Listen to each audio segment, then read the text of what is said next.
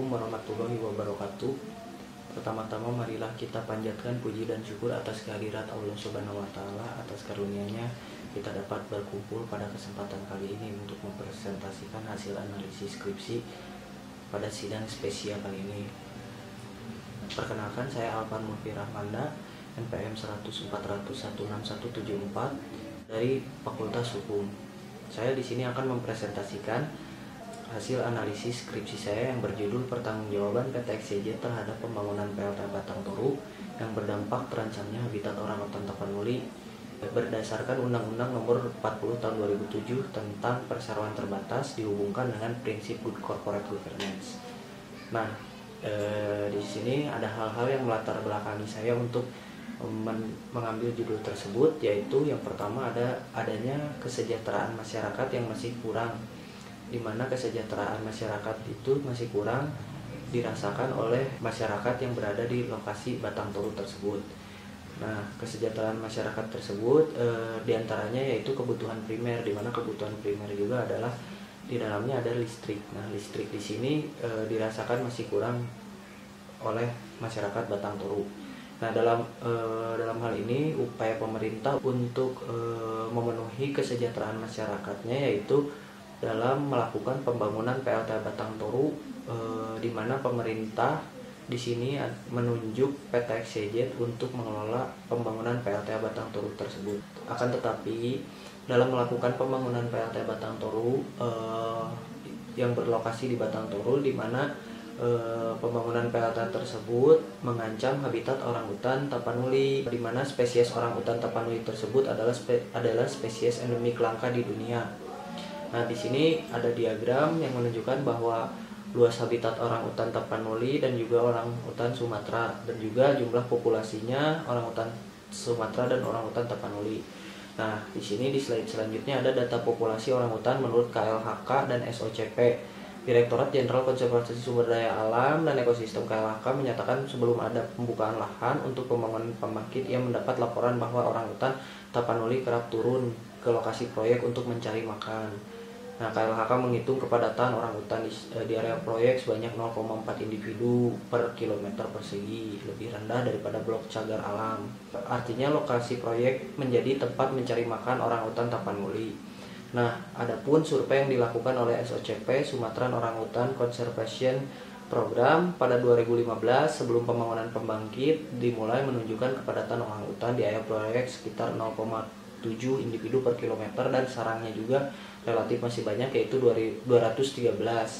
Nah, peneliti SOCP ini tuh menduga si orangutan itu tuh lari ke dalam hutan lindung setelah ada aktivitas pembangunan yang menumpas tempat mencari makan orangutan tersebut. Nah, peneliti SOCP itu khawatir dalam 20 sampai 30 tahun ke depan ini tuh punah. Soalnya pengembangbiakan mamalia ini sangatlah lamban. Nah, selanjutnya di sini ada identifikasi masalah yang saya ambil. Yang pertama, bagaimana pertanggungjawaban PT XYZ terhadap pembangunan PLTA Batang Toru yang berdampak terancamnya habitat orangutan Tapanuli berdasarkan Undang-Undang Nomor 40 Tahun 2007, dan yang keduanya ada bagaimana implementasi pertanggungjawaban PT XYZ terhadap pembangunan PLTA Batang Toru yang berdampak terancamnya habitat orangutan Tapanuli dihubungkan dengan prinsip Good Corporate Governance. Selanjutnya ada tujuan penelitiannya. Di sini adalah tujuan penelitian untuk memahami pertanggungjawaban PT XYZ terhadap pembangunan PLTA Batang Toru yang berdampak terancamnya habitat orangutan Tapanuli berdasarkan Undang-Undang Nomor 40 Tahun 2007, dan juga untuk memahami implementasi pertanggungjawaban PT XYZ terhadap pembangunan PLTA Batang Toru yang berdampak terancamnya habitat orangutan Tapanuli itu dihubungkan dengan prinsip Good Corporate Governance. Di sini ada hasil-hasil penelitian atau fakta-fakta, dapat dilihat juga di sini. Ada 4 poin di situ menyebutkan semuanya adalah fakta-fakta yang saya dapat. Selanjutnya ada analisis pertanggungjawaban, di mana analisis pertanggungjawaban PT XYZ pembangunan PLTA Batang Toru tersebut yang berdampak terancamnya habitat orangutan Tapanuli berdasarkan Undang-Undang Nomor 40 Tahun 2007 tentang perseroan terbatas tersebut. Mengenai pertanggungjawaban yang telah dilakukan PT NSHE, penulis dapat menyimpulkan bahwa PT NSHE belum melaksanakan kewajibannya mewujudkan pertanggungjawabannya yang seharusnya sesuai dengan Undang-Undang Perseroan Terbatas, karena PLTA tersebut masih berdampak terancamnya habitat orangutan tapanuli. Nah, di sini tuh undang-undang yang dilanggar itu ada Undang-Undang Perseroan Terbatas, Undang-Undang Konservasi Sumber Daya Alam dan Hayati dan Ekosistemnya, dan yang ketiga itu ada Undang-Undang Pengelolaan dan Pengendalian Lingkungan Hidup.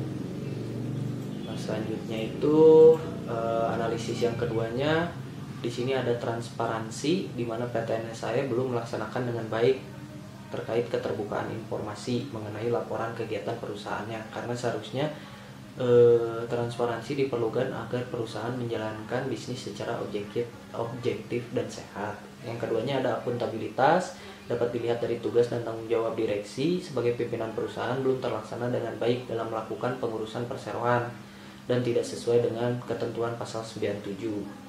Selanjutnya dapat dilihat di sini bahwa pasal 97 tersebut menerangkan sebagai berikut. Yang ketiganya ada responsibilitas, PTNSAE belum mewujudkan prinsip responsibilitas bahwa perusahaan belum melakukan tanggung jawabnya dalam mematuhi peraturan perundang-undangan yang berlaku, di mana saya telah sebutkan tadi undang-undang yang dilanggar yaitu Undang-Undang Sumber Daya Alam, Hayati dan Ekosistemnya, Undang-Undang nomor 5 tahun 1990 yaitu terus yang keduanya ada Undang-Undang nomor 40 tahun 2007 Undang-Undang tentang perseroan terbatas. Yang ketiganya Undang-Undang nomor 32 tahun 2009 tentang pengelolaan dan pengendalian lingkungan hidup.